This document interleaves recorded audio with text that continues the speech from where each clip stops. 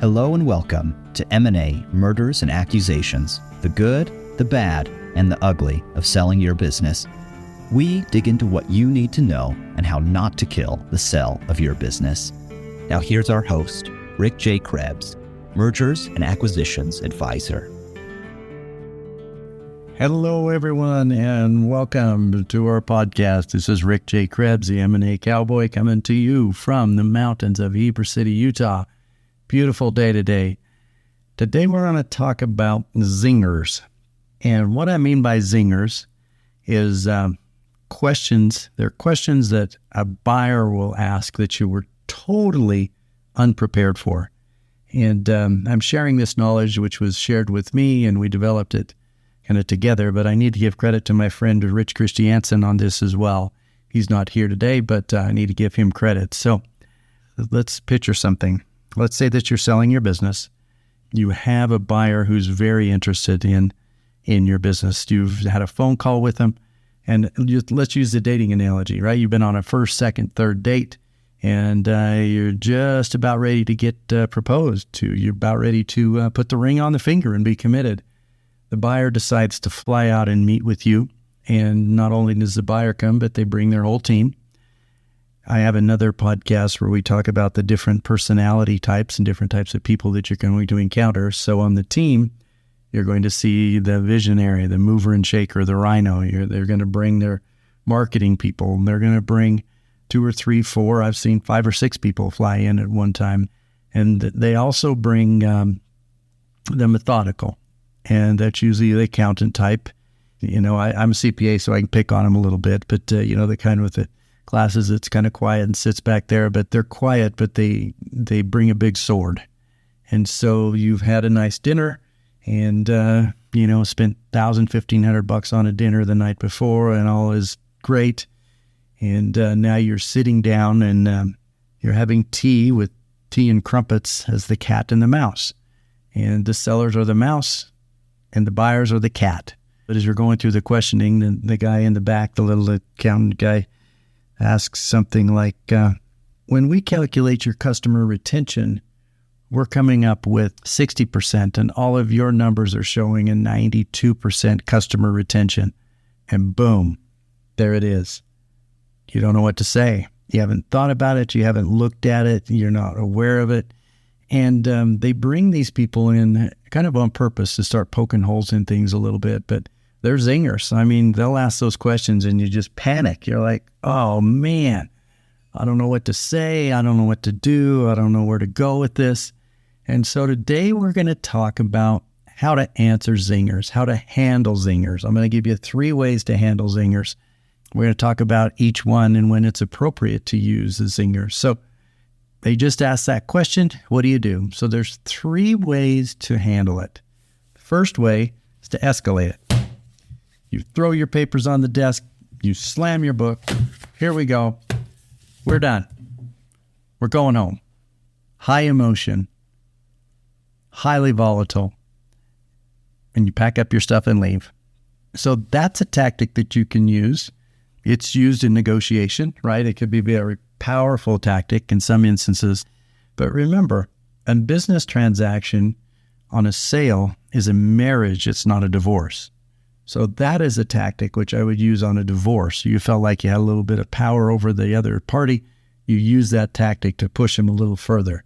To say, I'm done, I'm finished. That works in real estate strategies sometimes. We had a transaction recently, and our real estate agent, very experienced real estate agent, was brought in to help negotiate. He used that tactic, and guess what happened? The buyer went away.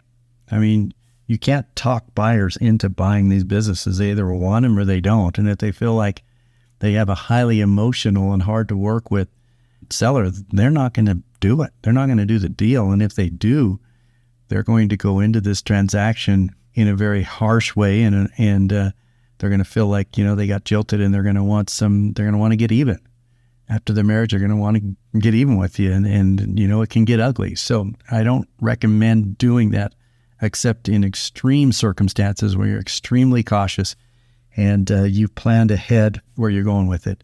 Don't let the emotion get in the way of answering zingers. So let's talk about a second way, and that is a wimpy way to answer it. So they say, okay, our calculation of EBITDA is off by 400,000 from what your calculation of EBITDA is. Here's a low emotion and a weak way to handle that. You kind of stammer and go, yeah, you know what? We've looked at your calculation and we've compared it to ours, and yeah, you know what? You're probably right. Okay, can you feel the emotion in my voice? Can you feel the energy in that, just in the conversation? So you go in with wimpiness and weakness, handle that zinger, and you just give it up, right? Problem with that is the buyers have won. If they come in with the zinger, they let their little accountant go and drive the ship for a minute, and he's running over people and causing problems, and you just let him go. You've lost that negotiation. So here's a third way. We have an escalated way, highly emotional. We have the weak way, number 2, and I'm going to give you a strong and smart way to handle zingers. So someone asked that question. Well, our EBITDA calculation is coming up $400,000 less than what your EBITDA calculation is, and we're looking to change the price. And here's what you do. First thing you do is you pause, and it's uncomfortable. And so the first thing I want you to do whenever you get a zinger is I want you to pause and say nothing. And there's a power in the pause. There's power in not saying anything. And the person that is in the hot seat with power of the pause is the buyer. And so if you're not saying anything for a minute or 2 or 5, even where it's uncomfortable, that's okay.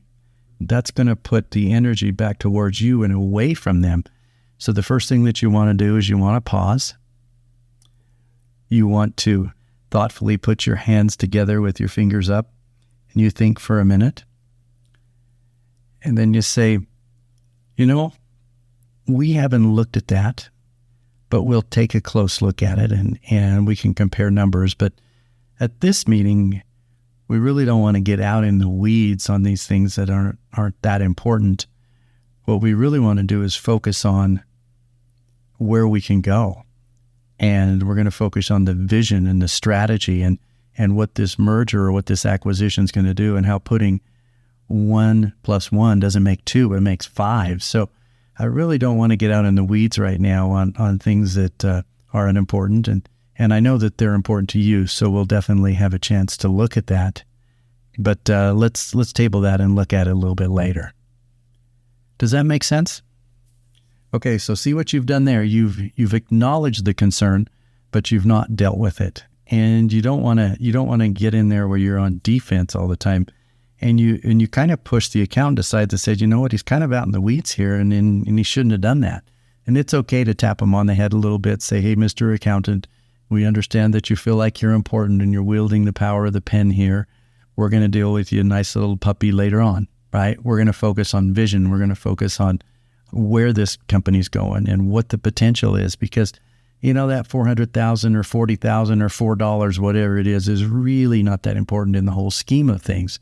And so you're going to just put him right back in his place. When you're dealing with these buyers, and particularly the private equity guys, this is Major League Baseball. This is standing at the plate with a 90-mile-an-hour fast pitch that goes past you, and you've been in T-ball your whole life, right?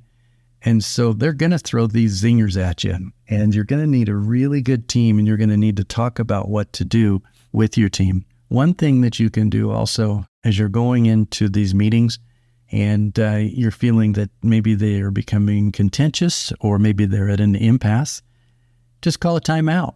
You know what? Just say, hey, I need to get me a drink, and let's take a 15-minute break. And what that does, by calling a timeout, what that allows you to do, it allows you to take the energy, the low energy of the room, go out, take a restroom break, get at the drinking fountain, huddle up, maybe with your team, talk a little bit about your strategy moving forward. And then when you come back, everyone's refreshed, right? Everyone is ready to talk again, and the energy is better. You'll find that just taking a break for a few minutes, and everyone needs a break. We have these meetings sometimes, and sometimes they'll go, all day. And at the end of the meeting, your energy is just drained. So take periodic breaks. When you get a zinger, don't be afraid to just take a break and say, you know what, let's take a break, and then we'll come back to you, and we'll hit on this topic. It's unnerving, and it's emotional when you get those and you feel like, oh, we blew it. I've gone away from negotiations and meetings where we feel like, they were never going to buy it, and they did. But you've got to come up with some tactics with your advisors on how you handle zingers. Another way to handle zingers is to deflect. You can say, you know what, that metric is, to be honest, is one that we don't track. We don't see it as important. So if they're asking a question about a metric that you weren't prepared to see, you know what, that one is not important to us. But what is important is this, and this, right? And so you deflect it, and then you talk about what is most important, and you focus on growth. You focus on strategy. You focus on synergy. You focus on how this marriage is going to be a great thing for both businesses, and you let go of the direct question and deflect it. The other thing you can do is you can deflect it to your broker. You can say, you know what, you're going to have to get to so-and-so about that one. Or another thing is, we're going to have to get back to you. I would so much rather have a seller say, let's look at it and let's investigate it and get back to you, than to throw out an answer that is incorrect or an answer that is just kind of off the cuff. It's perfectly fine to get back to him. In fact, it's preferential to get back to him later, at a later date and a later time after you've had a chance to breathe and settle and look at it. We sometimes feel like because there's a questions asked that we need to answer, and that's not the case. We don't always need to answer that immediately. And another tactic that we will sometimes use if the buyers become a little bit aggressive with their questioning is say, you know what, that's a great question, and we plan to address that fully, or we plan to let you look at that document and to look at that a little deeper once we've signed a letter of intent and we're in due diligence. So what that tactic does is that gives you some time, but it tells them that you're willing to work with them, but it pushes you toward the next step, which is a signed letter of intent. And it also nicely says, we're not quite ready to go there yet. Again, using the dating example, if the date's asking to go inside the house with his date and she's not quite ready to do that, it's fine to say, you know what, come on in another night. I'm tired tonight. That's perfectly fine. And by taking it away, sometimes it makes them want the business more and want you more. Remember these things when you're handling zingers, 3 ways: escalate, or weakness or wimpiness, or you're going to be smart and strong. I would have a meeting before you have a buyer meeting and ask him, what are some of the zingers? What are some of our vulnerabilities that we may have that they may ask about? And how do we handle them? And it's role play it. I love role plays before phone calls and before buyer meetings where you talk about, well, how are you going to answer that? And let the broker just shoot questions at you. And who's going to answer that? We're going to handle this in another podcast about how to prepare for a buyer meeting. But all of these things are great material for you to look at, to observe, and to practice on each other. And it's okay to practice and beat each other up a little bit. I'd rather make the mistakes in practice than I would when it's the game, right? It's perfectly fine. Here's another way, just looking at my notes here, another way to handle it strong and with emotion.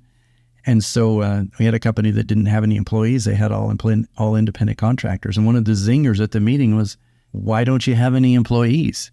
And the answer to that was not, we don't know. But the answer was, we have chosen to hire independent contractors who bring specific skills, who actually work for themselves. So we find that they work harder.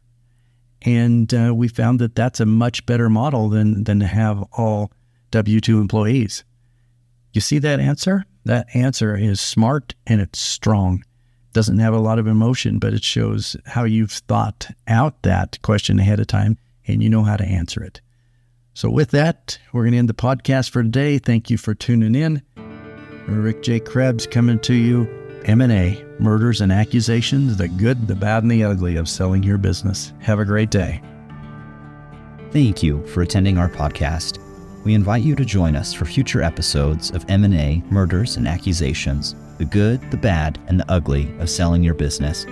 You can also visit us at www.bsalesgroup.com or email Rick directly at rick@bsalesgroup.com.